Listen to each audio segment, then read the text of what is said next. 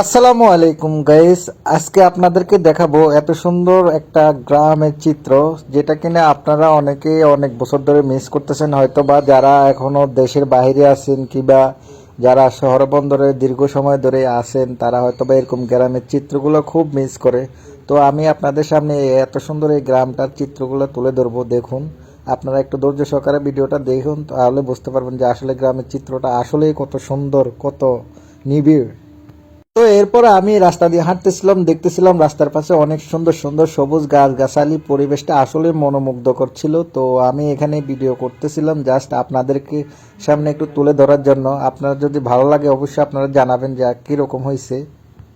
এদিক দিয়ে ধানের বীজ বপন করছে, ধান করবে যারা কৃষকরা, অনেক সুন্দর লাগতেছে। তো এটাও তুলে ধরলাম। আপনারা হয়তো অনেকেই মিস করতেছেন, যারা যারা মিস করেন এরকম পরিবেশগুলো, তারা একটু বলবেন যে আসলে কীরকম লাগলো আপনাদের কাছে এরকম পরিবেশগুলো, আপনারা কতদিন ধরে যাবত মিস করতেছেন।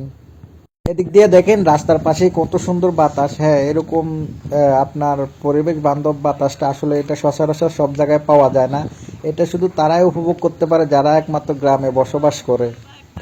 তো সর্বশেষ একটা কথা বলি, এই রাস্তাটা ছিল আমার একটা অচেনা রাস্তা। আসলে আমি মাঝে মধ্যে এরকম অচেনা রাস্তা হাঁটতে আমার খুবই ভালো লাগে। আমি লাস্ট টাইম আমি রাস্তাটা আসলে ভুলে গেছিলাম যখন আমি বাসায় ফিরতেছিলাম। তারপর আবার অনেক খোঁজাখুঁজি করে পরে আবার বের করলাম যে আমার বাসার ঠিকানা এদিকে। তো ধন্যবাদ সবাইকে।